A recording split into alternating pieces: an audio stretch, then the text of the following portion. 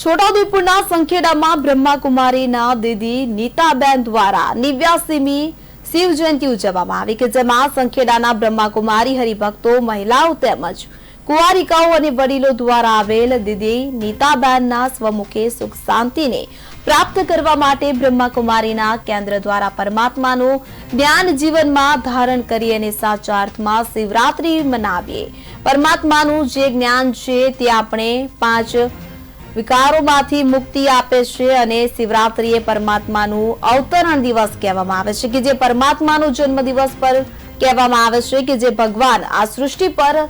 અવતરિત થઈને દરેક આત્માનું કલ્યાણ કરવાનું કાર્ય કરે છે અને દરેકને પતિતમાંથી પાવન બનાવે છે અને સાથે જ જીવન મુક્તિમાં જવાનો રસ્તો બતાવે છે કે જે નિમિત્તે આપણી શિવરાત્રી મનાવવામાં આવે છે। તેવી શિવ ભક્તોને પરમાત્મા વિશે યોગ સાધનાની ભક્તિમય સમજણ તેઓએ આપી હતી।